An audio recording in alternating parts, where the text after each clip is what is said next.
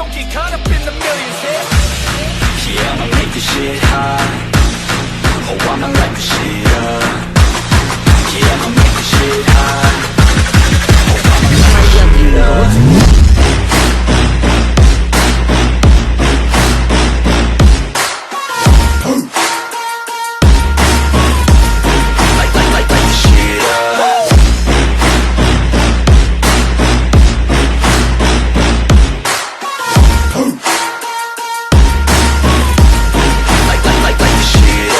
Reencarnado en Juego de Tronos capítulo 166 al 170. Desde que se hizo cargo de la mina, Viserys había realizado visitas ocasionales para asegurarse de que los esclavos supieran quién era. Al fin y al cabo, algún día los liberaría en la batalla. Antes, solía decir unas palabras desde la distancia antes de marcharse, pero hoy decidió que era el momento adecuado para acercarse personalmente. Todos los esclavos sabían que su amo era un muchacho de cabello plateado y apariencia casi divina. Es nuestro amo. Maestro. Maestro. Es el maestro. Maestro, gracias por su amabilidad. Viserys caminaba entre los esclavos con Jorah a su lado, saludando con un gesto a quienes lo saludaban. Algunos esclavos de otras minas lo observaban con curiosidad, asimilando su presencia. Poco después, algunos se arrodillaron espontáneamente y le extendieron las manos para que pasara por encima. Desconcertado, Viserys se volvió hacia Jorah. Señor, te están expresando su gratitud ofreciéndote sus manos para que las pises, explicó Jorah. Mientras Viserys contemplaba sus manos ásperas y callosas, una compleja emoción lo invadió. Recordó un momento de su vida anterior como mercenario, cuando un aldeano le había rogado una sola pastilla para la fiebre de su madre enferma. En agradecimiento, el aldeano se había ofrecido a trabajar para él. Esto le recordó a Viserys cómo Daenerys, con tan solo agua caliente y una sopa sencilla, se había ganado el apodo de joven madre entre los esclavos. No era de extrañar que Daenerys hubiera podido establecerse en la bahía de los esclavos con tan solo 3 dragones jóvenes y menos de 20.000 inmaculados. Estos esclavos se encontraban en una situación aún más desesperada que aquel aldeano. No tenían nada. Ni propiedades, ni derechos. Pero a pesar de su compasión, Viserys sabía que no podía iniciar una revuelta inmediata y concederles la libertad como lo había hecho Daenerys. Tendría que ser un proceso gradual.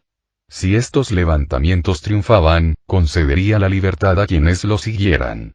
Para los demás, tal vez podría asegurarles un trato preferencial, pero nada más. Era consciente de que una revuelta repentina podría sembrar el pánico en las ciudades libres circundantes, lo que resultaría en más pérdidas que ganancias. Quita las manos del suelo. Tengo algo que decirte, ordenó Viserys. Los esclavos retiraron rápidamente las manos y lo miraron, dispuestos a escuchar. Viserys había aprendido un par de cosas de los discursos de líderes de países de tercera categoría. Su mensaje era directo. Trabajen duro para él y, en 3 años, podrían ganarse la redención. En 5, podrían cambiar sus vidas. También les señaló una vía para el ascenso social. Viserys prometió seleccionar a los mejores esclavos para que se unieran a su ejército mercenario personal. Si bien trabajar en las minas era agotador y convertirse en mercenario, peligroso, este último ofrecía un camino hacia la libertad.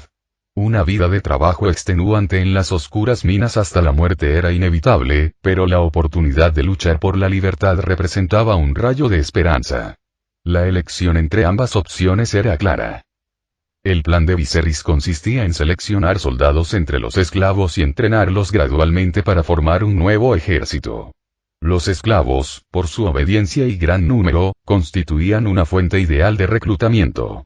Por ejemplo, solo en la mina de cobre, estimaba que de los 30.000 esclavos, al menos 5.000 podrían transformarse en una fuerza disciplinada y eficaz. Sin embargo, aún era demasiado pronto para centrarse en eso. Por ahora, su prioridad era motivar a esos esclavos para que se unieran a él en una rebelión cuando llegara el momento. Aunque la idea era prometedora, Viserys comprendió que la mayoría de los esclavos seguían preocupados por conseguir un plato de comida extra. Los largos años de servidumbre los habían insensibilizado hasta el punto de que la supervivencia era su única preocupación. Se dio cuenta de que la clave residía en la ausencia de un esclavo ejemplar, alguien que pudiera inspirar a los demás superándose a sí mismos. Los esclavos tenían su propia sabiduría. Para ellos, trabajar lo menos posible y comer lo mejor que pudieran solía ser la opción más práctica. Sin embargo, sus esfuerzos no fueron del todo en vano. Los ojos de algunos esclavos más jóvenes, especialmente los menores de 20 años, aún brillaban de emoción. Tomemos como ejemplo al recién llegado, Milen. Prefería pelear con la gente afuera que picar piedras en la mina. Algunos esclavos ya habían decidido en secreto que aprovecharían cualquier oportunidad para escapar de su vida de oscuridad y privaciones. En el palacio de Tirosh, en el jardín del vino, los tiranos, conocidos por sus gustos extravagantes, continuaron mostrando su amor por los colores brillantes incluso en sus jardines. He oído que Viserys está en Tirosh. ¿Qué estará haciendo estos días?, preguntó Cambrón. Compró una mina en el este. Parece que busca invertir en propiedades, respondió Toland. Se había vuelto aún más seguro de sí mismo tras su victoria en la fortaleza de la llama del dragón. Su nueva confianza se reflejaba en su apariencia. Su peluquero le había presentado recientemente un tinte degradado, convirtiéndolo en la envidia de todos por ser el primero en usarlo. La admiración por su peinado se había extendido a su personalidad y habilidades, y ahora miraba a los héroes del mundo con desdén. Toland se burló de Viserys y de las acciones del viejo capitán. Si hubiéramos sabido que los azotados por el viento eran tan miopes, no nos habríamos molestado en contratarlos. No era raro que los grupos mercenarios tuvieran una actividad paralela, a menudo relacionada con la venta de esclavos.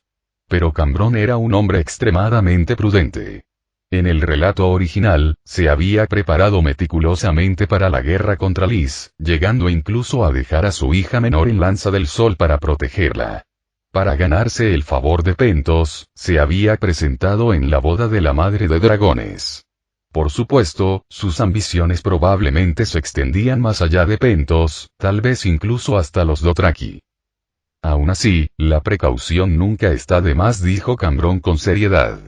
Por cierto, he oído que la hermana de Viserys ha instalado una especie de centro de acogida para esclavos. Sí, es cierto, respondió Toland. Los hermanos crecieron en Braavos, donde la esclavitud está prohibida, así que probablemente Viserys solo quería darle algo que hacer a su hermana. Pero tiene un carácter bastante fuerte. Hace poco tuvo que lidiar con un alborotador. Cambrón frunció el ceño, intuyendo que las cosas no serían tan sencillas como parecían. Aún así, seguía dudando de que un grupo de esclavos pudiera representar una amenaza real. Con la guerra inminente, su atención se centraba en los preparativos militares en lugar de en lo que consideraba asuntos triviales. ¿Cómo va nuestra flota?, preguntó Cambrón, retomando el tema que nos ocupa. Puedes estar seguro de que, en un mes más o menos, estaremos listos para atacar Lys, respondió Toland con confianza. Ten cuidado, advirtió Cambrón, acariciándose pensativamente la barba verde. La prosperidad a largo plazo de nuestras casas depende de esto. En la mansión de Illyrio, estaba sentado con Jon Connington, inmersos en una conversación, tramando su próximo movimiento. ¿Deberíamos matarlo?, preguntó Jon Connington. Aproximadamente medio mes antes, Jon Connington había oído de Illyrio que Viserys había caído en un extraño trance. Al principio, lo descartó como una simple fantasía, el tipo de historia que podría inventar un juglar. Pero cuando llegó a Pentos y vio de primera mano los preparativos de guerra, y recibió la confirmación de Illyrio, empezó a creer que, en efecto, se trataba de las acciones de un muchacho de 17 años. Cuando Illyrio sugirió eliminar a Viserys, una mirada asesina cruzó los ojos de Jon Connington. Al reflexionar sobre ello, no pudo evitar recordar la historia del joven Aegon que Varys e Illyrio habían inventado. Cuanto más lo pensaba, más inconsistencias le parecía el relato. Para empezar, ¿cómo pudo Varys encontrar tan fácilmente a un niño en Desembarco del Rey o en cualquier otro lugar de Poniente con cabello plateado y ojos violetas para que lo sustituyera? E incluso si lo hubiera hecho, ¿por qué no envió al verdadero Aegon a Rocadragón con Viserys y Daenerys? La única explicación lógica era que Varys hubiera previsto de alguna manera la tormenta de Rocadragón, que destruyó lo último de la flota Targaryen. Además, tras indagar más a fondo, Jon Connington descubrió algo asombroso. La difunta esposa de Illyrio, Serra, también tenía el pelo plateado y los ojos morados.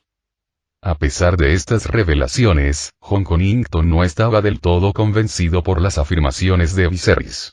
Pero el afán de Illyrio por matar a Viserys lo hizo recelar. ¿Qué tramaba realmente Illyrio? ¿No dijiste que el dragón tiene 3 cabezas? ¿Por qué tanta prisa por matar a Viserys? Preguntó Jon Connington con tono inquisitivo. Illyrio hizo una pausa, sus mejillas enrojecidas se crisparon ligeramente, antes de ofrecer rápidamente una excusa. Sabes, eso es solo una profecía. Nuestra prioridad ahora es colocar al linaje del príncipe Rhaegar en el trono de hierro. Jon Connington no se lo creyó. No habías dicho eso antes, pensó, pero guardó la sospecha para sí mismo. Cuanto más observaba, más convencido estaba de que Illyrio ocultaba algo. Sin embargo, sabía que presionar demasiado a Illyrio solo levantaría sospechas. También estaba el hecho de que Viserys no había descubierto los planes de Illyrio, lo que sugería que Illyrio aún tenía valor, y Jon Connington no podía permitirse el lujo de actuar precipitadamente. ¿Podrías hacer los arreglos necesarios para que me una al ejército de Pentos? Preguntó Jon Connington. Quiero volver a ver a Viserys. Si es necesario, puedo neutralizarlo. Así me aseguraré de que, aunque sea fuerte, no represente una amenaza para la pretensión del joven Aegon al trono. A Illyrio se le iluminaron los ojos ante la idea. Dejar a Viserys lisiado en lugar de matarlo ofrecía múltiples ventajas.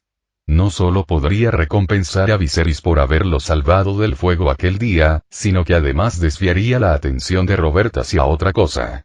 Era la solución perfecta. Ingresar a Jon Connington en el ejército sería bastante fácil. De acuerdo. Lo haremos a tu manera. Prefiero esterilizarlo. Dijo Illyrio con una alegría retorcida, provocando que las vendas de su cuello supuraran pus. Dorne Lanza del Sol, Salón del Trono. Doran Martell acababa de encomendar a varios de sus consejeros una misión crucial. Servirían bajo el mando de la Víbora Roja, con la tarea de bloquear el mar al oeste de los Peldaños de Piedra. Una vez que sus consejeros se marcharon, Aryane y sus primos salieron de detrás del trono. Aryane se arrodilló a los pies de Doran, mirándolo con sus oscuros ojos. Padre, déjame ir con el tío Oberyn en esta misión, suplicó. Desde que supo de la decisión de su padre, la tensión entre Aryane y Doran se había aliviado, y ella había comenzado a sentir afecto por él nuevamente. Doran, que siempre había sido un hombre de carácter apacible, se había vuelto aún más amable tras superar la gota. Sabía perfectamente lo que su hija estaba pensando. A pesar de que Viserys había rechazado la propuesta de matrimonio, su innegable talento lo había convertido en un pretendiente atractivo para muchos. Doran miró a la Víbora Roja que estaba a su lado, y ambos intercambiaron una sonrisa cómplice. Acarició suavemente la cabeza de su hija. Ve, pero ten cuidado. Hazle caso a tu tío y no actúes por tu cuenta. No te preocupes, padre. Aryane se puso de pie y besó a Doran en la mejilla. Al ver el éxito de Aryane, Tiene y Sarella, la niña negra, también miraron a Oberyn con ojos llenos de esperanza. Esta vez, solo me llego a Ovarayan y Mería. Ustedes dos se quedarán aquí y le harán compañía a su tío, declaró Oberyn. ¿Qué? Padre, nosotros también queremos ir, protestó Tiene.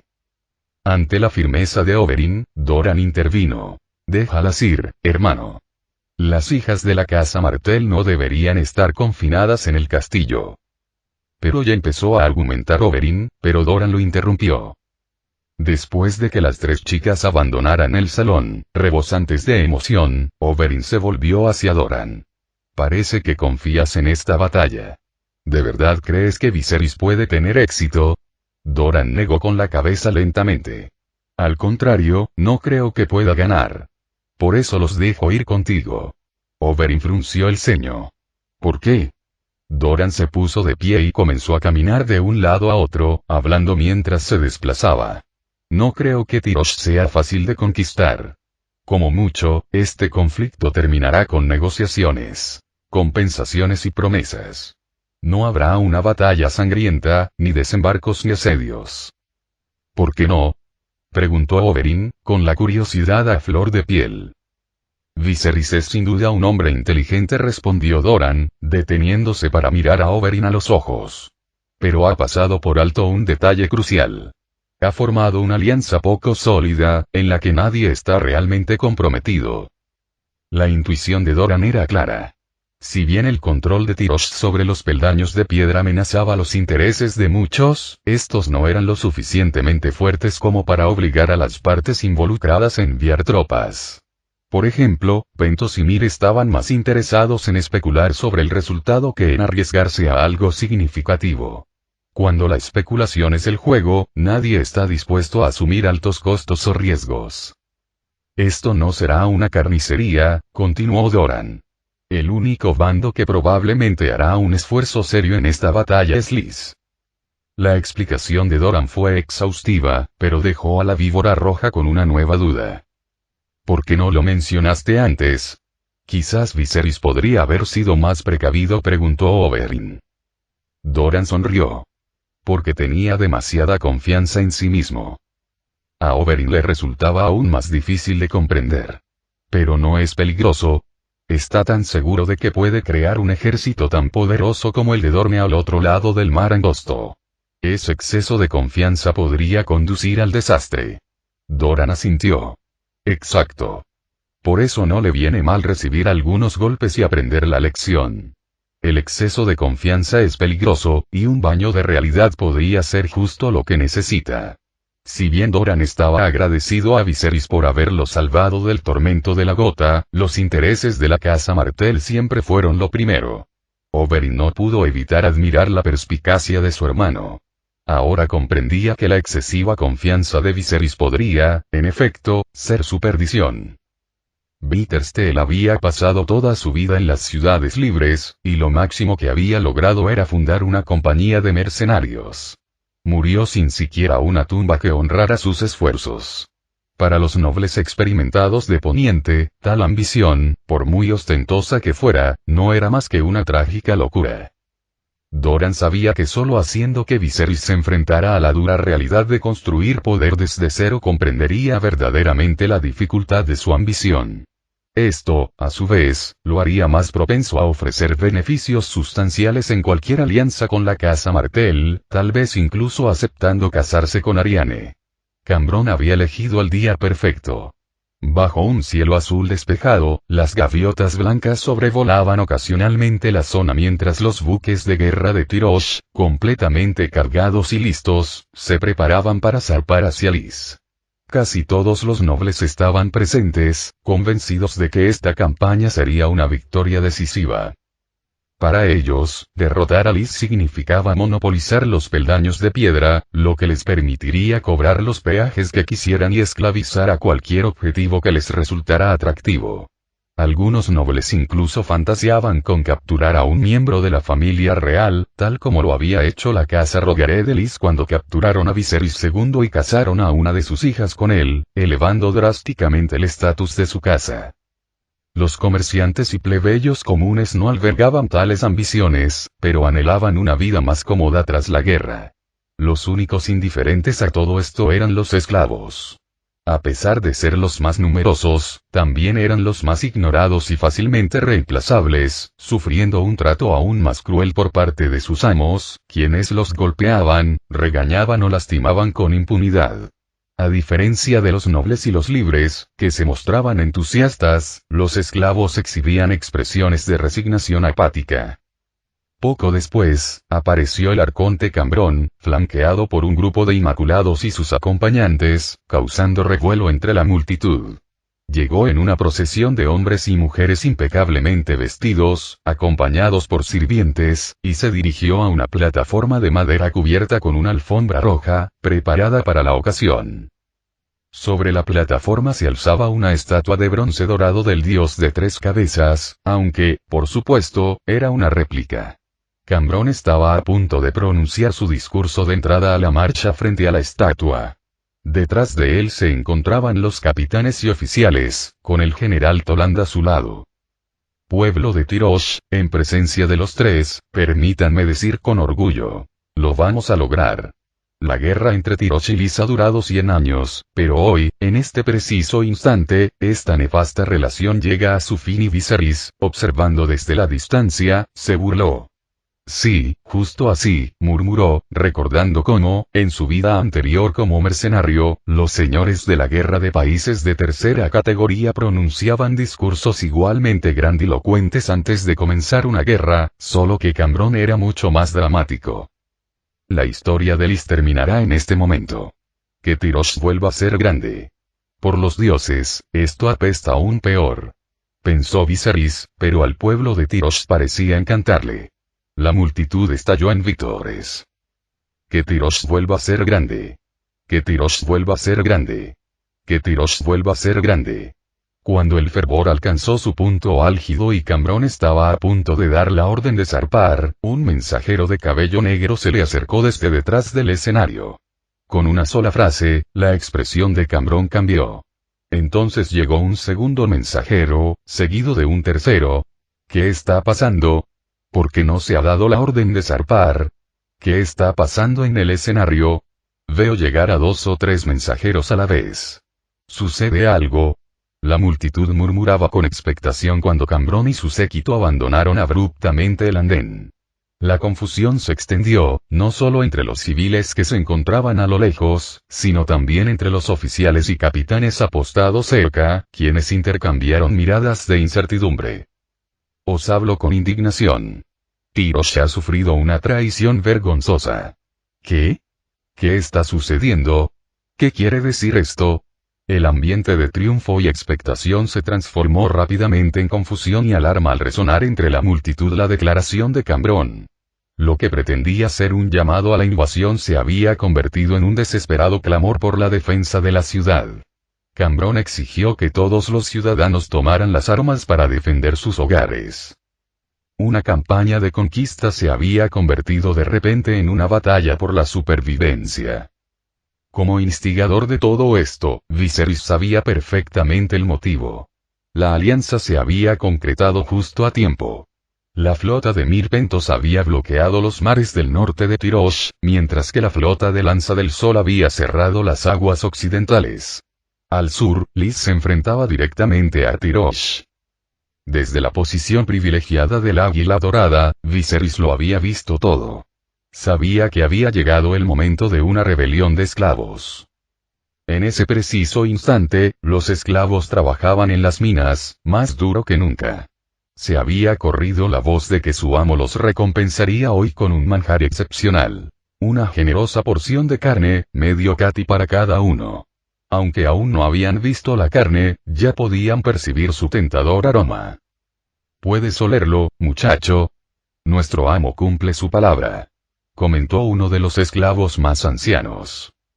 Tragando saliva para contener su emoción, Milen asintió enérgicamente. «Sí, puedo olerlo. Solo he comido sobras que me arrojaba mi amo. Nunca he probado carne de verdad. El instinto humano de anhelar proteínas era innegable.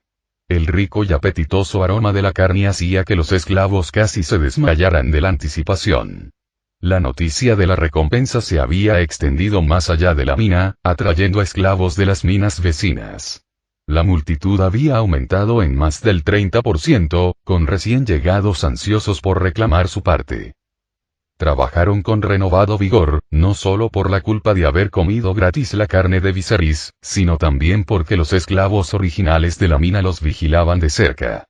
Algunos habían considerado informar de la llegada masiva a los supervisores inmaculados, preocupados de que no hubiera suficiente carne para todos. Pero los inmaculados parecían indiferentes y simplemente les decían a todos que trabajaran duro. «Es hora de comer». Al oír el familiar redoble de tambores, los mineros esclavos salieron corriendo de los túneles, con los rostros manchados de cobre y brillantes de sudor. «Oye, ¿cuál es la prisa? Paso atrás. No me empujes. Hoy la fila estaba especialmente abarrotada. Todos se empujaban hacia adelante inconscientemente, estirando el cuello como brotes de soja para intentar ver la comida. Cuando finalmente vieron ante sí los trozos de carne grasienta del tamaño de un puño, se les hizo agua la boca sin control. Mordieron la carne, saboreando la textura mientras se derretía entre sus labios y dientes, pensando que así debía ser el paraíso.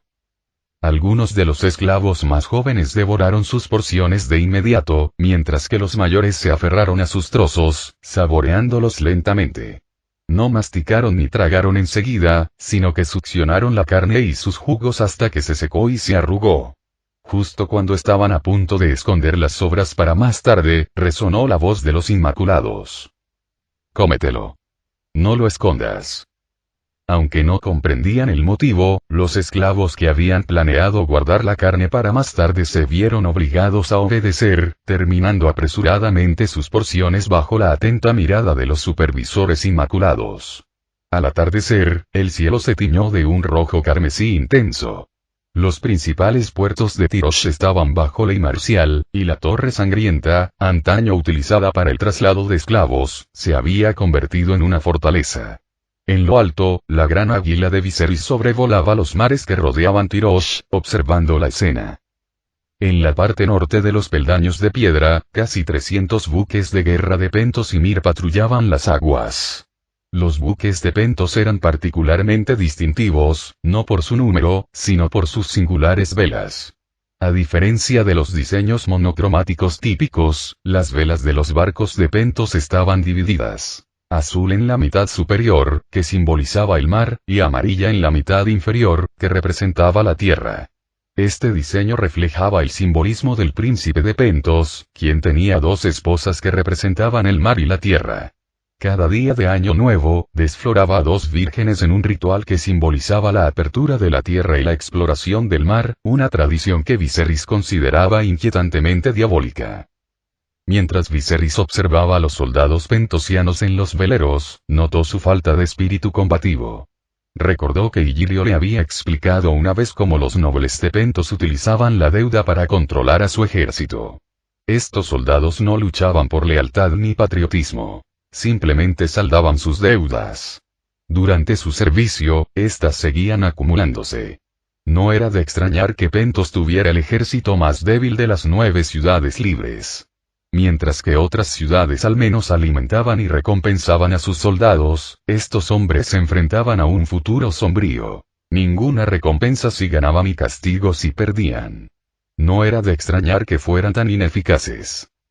Mientras Viserys continuaba su vigilancia, divisó dos rostros conocidos: Dognere y Lignere, los hermanos que habían viajado con él a Mir en el buque insignia de la flota de Pentos. Sospechaba que no estaban allí solo para obtener el botín de guerra, sino, más probablemente, para ganar prestigio y afianzar su posición en Pentos. De repente, algo más llamó su atención. Un águila real familiar posada en el buque insignia. Era la de Connington. Esta visión inesperada hizo que Viserys se detuviera, perplejo por su presencia allí. En ese momento, Illyrio no creía haber sido descubierto, así que no vio la necesidad de llegar a extremos para matar a Viserys. Quizás tenía otros planes en mente, y por ahora, solo quedaba esperar a ver cómo se desarrollaban los acontecimientos. Viserys prosiguió sus observaciones.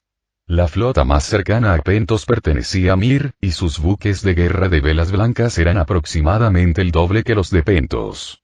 Mir no era una potencia menor. Era una de las ciudades libres más formidables. Dirigiendo el águila dorada hacia el oeste, Viserys pronto avistó la flota de Lanza del Sol. En términos de número, Sunspear había movilizado casi 400 buques de guerra. Sus distintivos cascos amarillos y el emblema de la lanza atravesando el sol en las velas eran audaces e imponentes.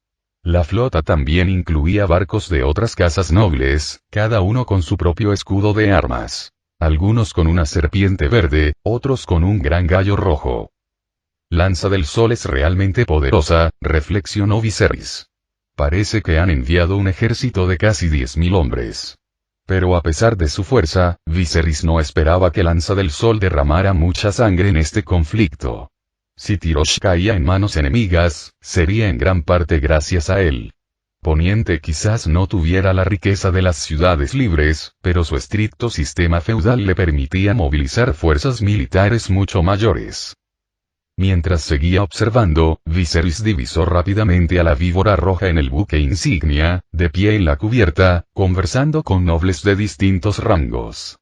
Detrás de él se encontraban unos cuantos soldados de baja estatura. Sin duda, Arianne y sus acompañantes. Lanzaremos el primer ataque esta noche, anunció Oberyn. Pero solo desembarcaremos a 3000 hombres y nos retiraremos antes de perder más del 10% de nuestras fuerzas. Los nobles dormienses no comprendían del todo el motivo de tal acuerdo, pero era su deber obedecer a su señor. Evitar una batalla a gran escala con Tyrosh era, sin duda, una buena noticia para la mayoría. Claro que algunos de los nobles más astutos probablemente intuyeron el verdadero propósito, pero nadie cuestionó las órdenes. Al observar la meticulosa planificación de la víbora roja, Viserys no pudo evitar sentir una profunda impotencia. Esta alianza, que parecía tan amenazante, no era más que un farol. Si se la desafiaba, se desmoronaría. Pero Viserys jamás había esperado que triunfaran por sí solos. Su objetivo era simplemente ejercer presión externa sobre Tyrosh.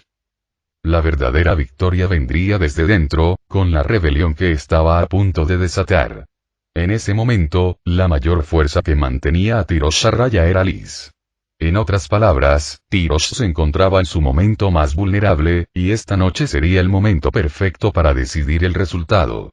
Si lograban tomar el palacio, podrían tomar Tyrosh. De regreso a la mina, Viserys decidió inspeccionar el equipo que había preparado con antelación, como el ariete para derribar la puerta del palacio y el fuego valirio para lanzar ataques incendiarios. Sin embargo, era evidente que Cambronne también era consciente de que esa noche representaba el mayor peligro para Tyrosh. Si lograba sobrevivir, habría margen para negociar. Al llegar a la mina, Viserys se encontró con un burócrata vestido con una túnica roja, con la barba y el cabello teñidos de púrpura. El hombre era extravagante y algo ostentoso, pero hizo una reverencia respetuosa al acercarse Viserys. Lord Viserys saludó al burócrata, haciendo una leve reverencia. Como funcionario del gobierno de Tyrosh, conocía bien la reputación de Viserys y sabía que esta mina en particular estaba bajo el control de los azotes del viento.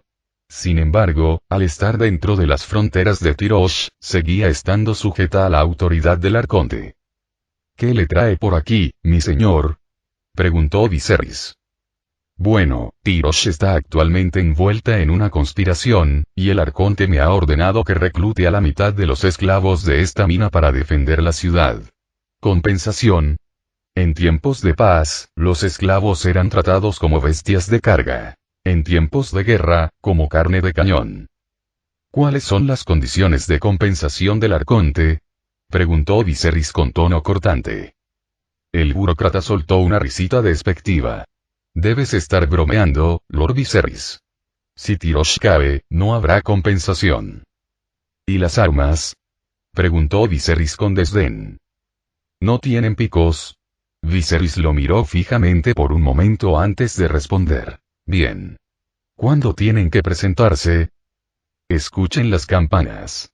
Si no se han reunido después de 5 toques, serán acusados de traición, advirtió el funcionario vestido con una túnica roja. Comprendido. El burócrata de cabello morado no esperaba que la conversación transcurriera con tanta fluidez. Había supuesto que Viserys sería un personaje más difícil de tratar. Al marcharse, lanzó una mirada de desdén hacia la mina, claramente poco impresionado. Escenas similares se repetían en otras minas de Tyrosh. Sin embargo, a diferencia de Viserys, los dueños de esclavos en esos lugares respondieron a la tensión con brutales represalias. Incluso las infracciones menores que podrían haber pasado desapercibidas en un día normal ahora se castigaban severamente. En muchos casos, los esclavos eran golpeados sin motivo alguno, simplemente como advertencia para los demás.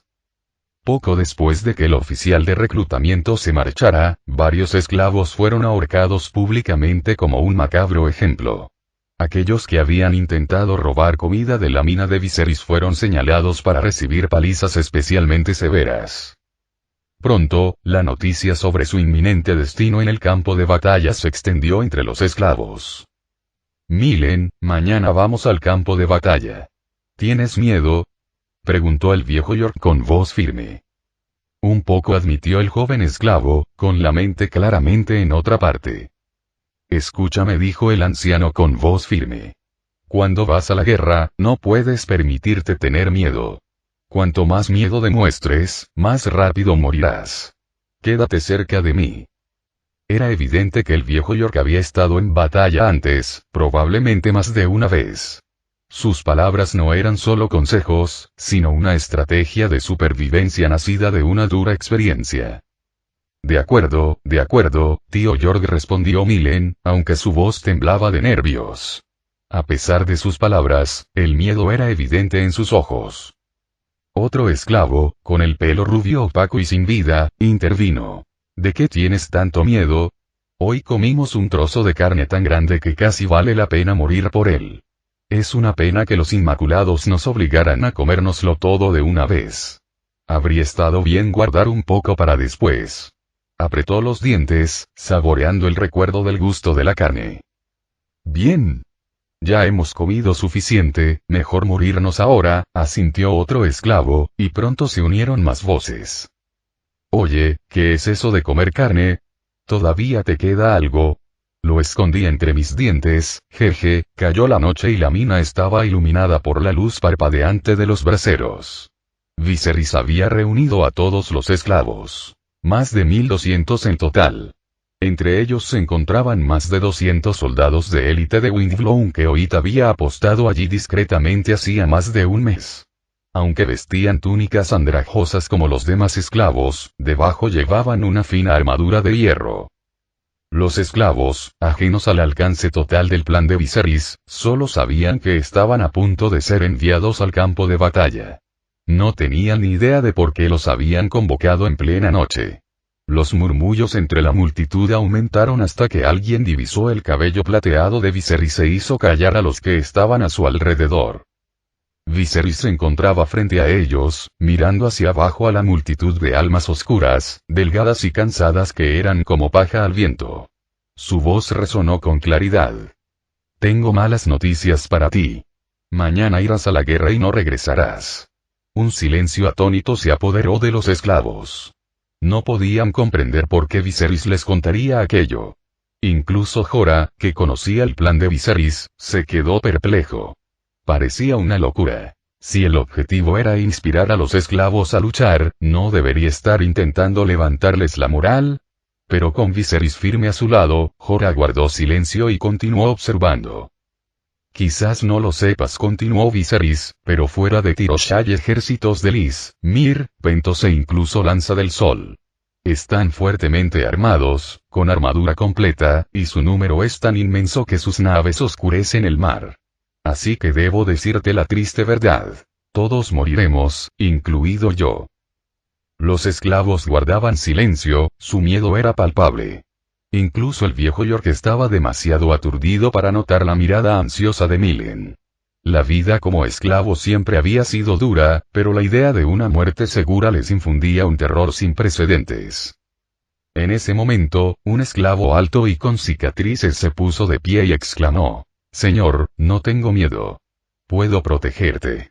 Luego se dirigió a los demás y añadió: Hoy todos comimos carne, así que aprovechemos la ocasión. El alto esclavo que alzó la voz no era otro que Cabo. Sus palabras provocaron rápidamente una reacción entre los demás. ¿Sí? Ya nos hemos comido la carne, así que no hay nada de qué arrepentirse. Protejan al amo. Protejan al amo. Los esclavos comenzaron a gritar, como si hubieran encontrado un propósito. Sin embargo, para cualquiera que escuchara con atención, era evidente que estaban tratando de reunir su propio valor. Colocar a Cago entre los esclavos era una táctica que Viserys había tomado prestada de los caudillos militares. Un método eficaz para entusiasmar a la multitud. Se dice que cierto personaje histórico, famoso por su oratoria, también solía colocar a sus partidarios entre el público para influir en el ambiente. Hasta el momento, parecía funcionar. En ese instante, el tañido sordo y rápido de una campana resonó desde la dirección del palacio, atrayendo la atención de casi la mitad de la multitud. Sin embargo, la mayoría seguía concentrada en Viserys. Él alzó la mano, pidiendo silencio. Todos, entiendo cómo se sienten, pero es imposible que podamos enfrentarnos a 100.000 soldados fuertemente armados. Deberían irse, huyan para salvar sus vidas. Correr para salvar nuestras vidas. Dejar. ¿A dónde? La confusión se apoderó de las filas. Los esclavos no tenían ni idea de dónde podían huir. Rodeados por cientos de miles de soldados y con menos de 300.000 habitantes en todo Tirosh, escapar parecía imposible. Las murallas de la ciudad y el mar los acorralaban en todas direcciones. En ese instante, otra voz se alzó entre la multitud.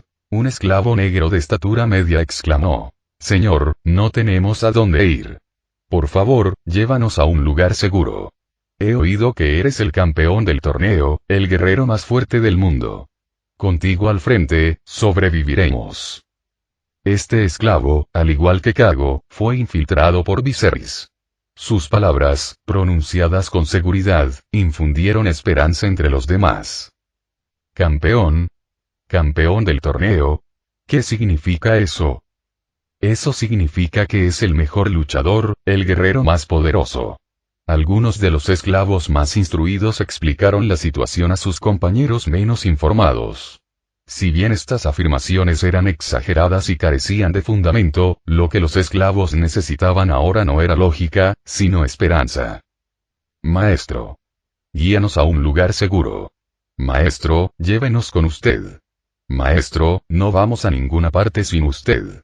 Los esclavos, que momentos antes se encontraban desorientados, ahora mostraban una feroz determinación. Sus rostros, iluminados por el resplandor anaranjado de los braseros, revelaban una excitación primigenia. La emoción del inminente derramamiento de sangre, nacida de lo más profundo e instintivo de su ser.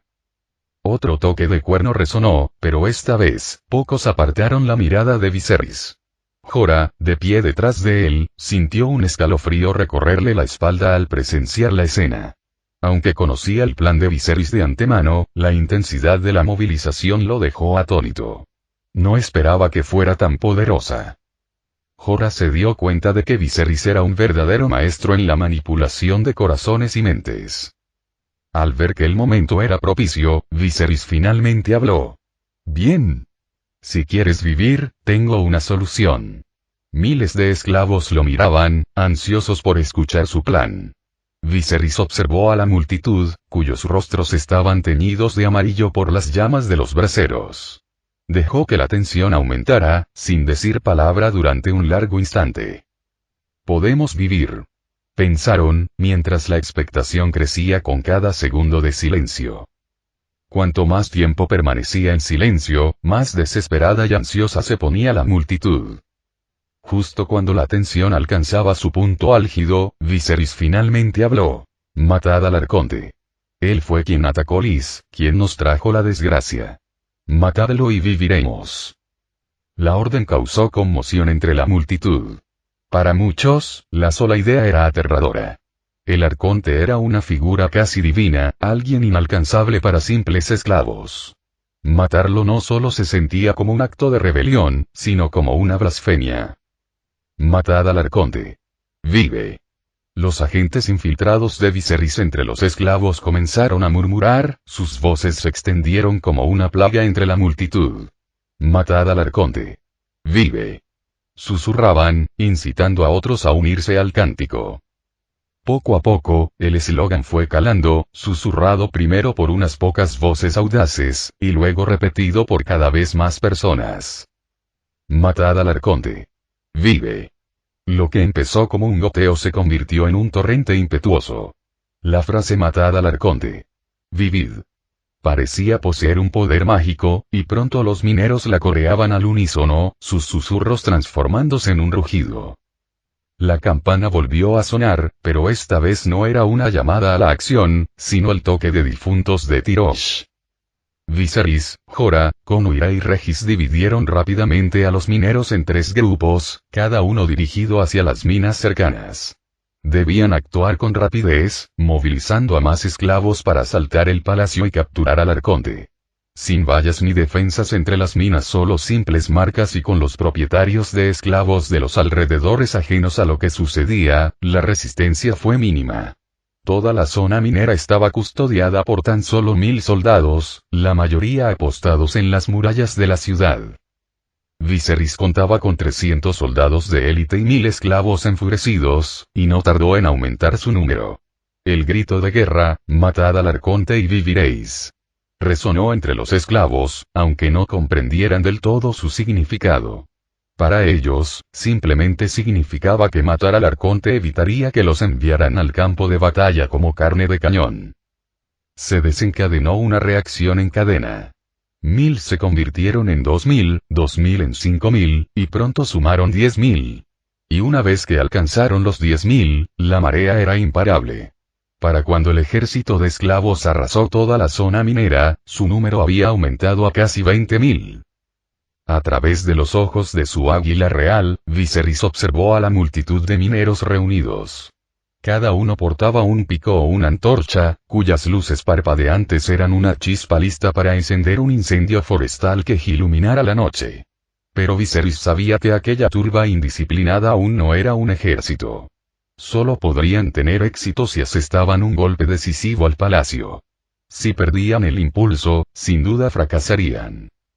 Según lo previsto, Daenerys lideraba una rebelión similar, aunque su tarea era algo más sencilla. Para entonces, el nombre de joven madre se había convertido en un símbolo de esperanza, un faro que mantenía viva la voluntad de muchos esclavos. A la luz de la luna, Daenerys con su cabello plateado resplandeciente mientras cabalgaba sobre su caballo blanco parecía una diosa, irradiando una fuerza suave pero inquebrantable. Cientos de esclavos la rodeaban, escuchando con silenciosa reverencia. Ante ellos yacían varios terratenientes moribundos, entre ellos Coxmar, quien había causado problemas recientemente. Horas antes, había estado bebiendo en su jardín, reflexionando sobre la situación. Pero para su sorpresa, los esclavos, normalmente dóciles, se habían vuelto contra él, atándolo con cuerdas. Había intentado pedir ayuda, pero la mayoría de los guardias ya estaban apostados en las murallas de la ciudad. Ahora, yacía ante Daenerys, la primera ofrenda sacrificial en su intento por liberar a los oprimidos. Esclavos, esta es la última vez que os llamaré así, gritó Daenerys desde lo alto de su caballo, y su voz resonó entre la multitud. El supuesto arconte nos ha traído la desgracia a todos. Se esconde en su fortaleza, a salvo tras sus muros, mientras que se espera que uséis vuestra carne como escudo y vuestros huesos como lanzas para su ambición.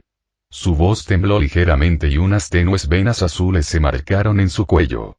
Aunque estaba nerviosa tanto que se pellizcó el muslo en secreto para armarse de valor, pensar en los esclavos que habían muerto ante sus ojos fortaleció su determinación. Las palabras que Viserys le había enseñado resonaban ahora con sinceridad y emoción. Los esclavos, al ver a Daenerys como si estuvieran bañados en una luz radiante, sintieron que su determinación se solidificaba bajo su mirada. Ding dong, la campana sonaba sin cesar, recordándoles la urgencia de su misión. Rompe tus cadenas y reclama la libertad que te corresponde por nacimiento, gritó Daenerys con voz fiera y clara. Al terminar, cabalgó hasta Coxmar. Para Coxmar, el mundo se volvió repentinamente cegador y luego se sumió en la oscuridad. Lo último que escuchó fueron los estruendosos vítores de los esclavos. Ding dong, es hora, murmuró Víbora Roja, escuchando el débil tañido de las campanas de Tyrosh mientras alzaba la vista hacia la luna. Estaba a punto de dar la orden de ataque cuando una gaviota se abalanzó sobre él y le entregó una carta. ¿Un cuervo blanco? No, es una gaviota, exclamó Arianne, observando atónita cómo la víbora roja extraía una nota de la pata del ave. Jamás se había imaginado que las gaviotas pudieran usarse para tal propósito. ¿Será esto otra de sus magias?, se preguntó, mientras una imagen de Viserys cruzaba por su mente. Corrió rápidamente al lado de su tío, ansiosa por ver qué decía la nota, pero, al ser tan baja, no pudo alcanzarla, ni siquiera de puntillas. La mente de Víbora Roja se llenó de preguntas al leer el mensaje. ¿Está atacando el palacio? ¿De dónde sacó un ejército? Se preguntó en voz alta. ¿Es su magia tan poderosa que puede conjurar soldados? ¿Y no se suponía que debía estar en la fortaleza de la llama del dragón? ¿Cómo terminó en Tirosh? Ariane finalmente alcanzó a ver la nota y su rostro se iluminó de emoción. Tío. Ataquemos ahora. Antes de que Red Viper pudiera responder, su hija mayor, Obara, que era mucho más alta que Ariane, le recordó con severidad. Ariane, no interfieras con la orden de tu padre. Al darse cuenta de su error, Ariane retrocedió, avergonzada. Cualquiera que se hubiera atrevido a hablarle así a Víbora Roja probablemente no habría sobrevivido para contarlo. Aunque Víbora Roja no lograba comprender de dónde había sacado Viserys un ejército, decidió confiar en él, ya que Viserys había demostrado ser capaz de obrar milagros anteriormente. Transmitan mi orden. La flota debe avanzar hacia la costa. Ordenó. Si esta apuesta resultaba exitosa, Dorne ya no tendría que temer la amenaza de los peldaños de piedra. En cambio, disfrutarían de importantes ingresos adicionales provenientes de los impuestos. Cuando la flota de Lanza del Sol comenzó a moverse, los defensores en la costa dieron la alarma, haciendo sonar sus cuernos en la oscuridad de la noche. Las flotas de Mir y Pentos también zarparon bajo la luz de la luna. A pesar de su deseo de preservar sus fuerzas, las tropas de Lanza del Sol, que representaban un tercio de la alianza, no tuvieron más remedio que unirse a la contienda, al menos para hacer una demostración de poderío. Final del capítulo.